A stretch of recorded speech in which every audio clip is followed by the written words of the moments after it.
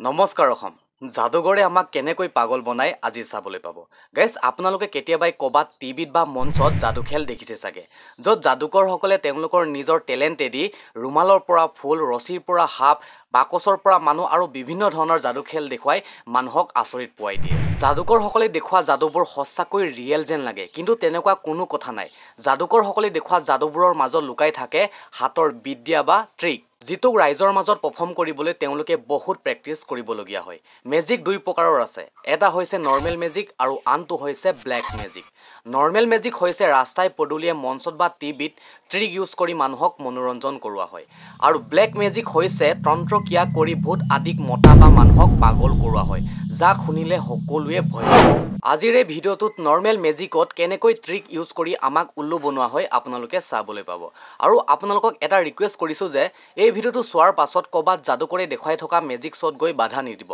কাৰণ সেইটোৱেদি তেওঁলোকে নিজৰ পৰিয়ালটোক পুহি আছে লগতে এই ভিডিঅ'টো পটাপট লাইক কৰি লওক এণ্ড আপুনি যদি ফাৰ্ষ্ট টাইম মোৰ চেনেলটোত ভিজিট কৰিছে then hit the red subscribe button press the ঘণ্টলং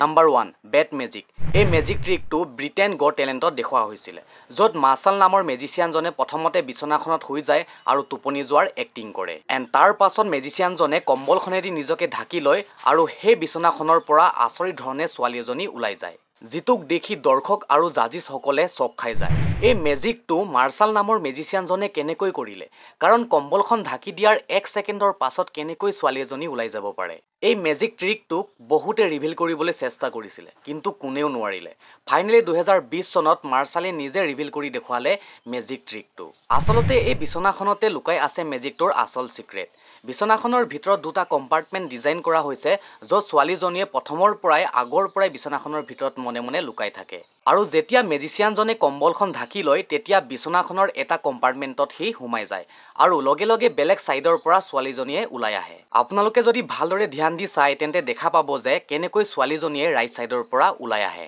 আৰু এই মেজিক ট্ৰিকটো তেওঁলোকে ইমানেই স্পীডত কৰে যে ধৰিবই নোৱাৰি বাৰু যি কি নহওক দৰ্শক আৰু জাজিছৰ ৰিয়েকশ্যন কিন্তু বহুত ভয়ংকৰ আছিল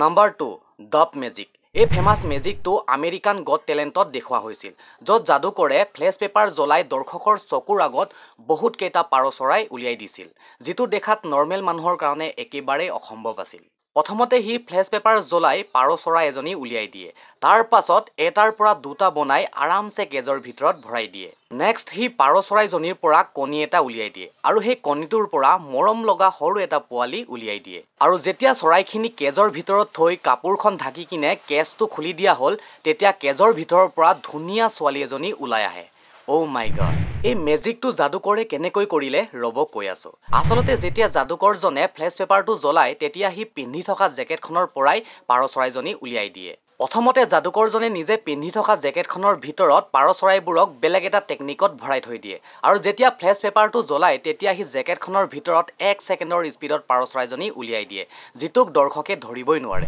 যদি আপোনালোকে এই ভিডিঅ'টো শ্ল' মোশ্যনত চাই তেন্তে আপোনালোকে ভালদৰে দেখা পাব আৰু যেতিয়া সি চৰাইখিনি কেজৰ ভিতৰত ভৰাই কাপোৰখনেদি ঢাকি দিয়া হয় আৰু কেজটো খুলি দিয়া হয় তেতিয়া কেজৰ ভিতৰৰ পৰা ধুনীয়া ছোৱালীজনী ওলাই আহে সেইটো কিন্তু বহুত আচৰিত ধৰণৰ ট্ৰিক কিন্তু দেখাত আচৰিত যেন লাগিলেও ইয়াৰ ট্ৰিকটো একেবাৰে সিম্পল এই মেজিক ট্ৰিকটোৰ সিক্ৰেট কেজটোৰ ভিতৰতে সোমাই আছে আচলতে প্ৰথম মেজিক ট্ৰিকটোৰ নিচিনাই এই কেজটোক দুটা কম্পাৰ্টমেণ্টত বনোৱা হৈছে যেতিয়া যাদুকৰজনে কাপোৰখন ঢাকি দিয়ে কেজটোত তেতিয়া কেজৰ ভিতৰত সোমাই থকা ছোৱালীজনীয়ে লাহেকৈ বাহিৰলৈ ওলাই আহে আই হোপ আপোনালোকে এই ভিডিঅ'টোৰ জৰিয়তে গম পালে চাগে যাদুকৰসকলে আমাক কেনেকৈ পাগল বনায় বাকি ভিডিঅ'টো লাষ্টলৈ চোৱাৰ বাবে ধন্যবাদ এই ভিডিঅ'টো লাইক কৰিবৰ বাবে অলপো কনজুচ নকৰিব লগতে এই ভিডিঅ'টো আপোনাৰ লগৰখিনিলৈ শ্বেয়াৰ কৰিব যাতে তেওঁলোকেও গম পাওক যে আপুনি মোৰ চেনেলটোত কিমান যেন ইণ্টাৰেষ্টিং ভিডিঅ' চায় চ' বাই বাই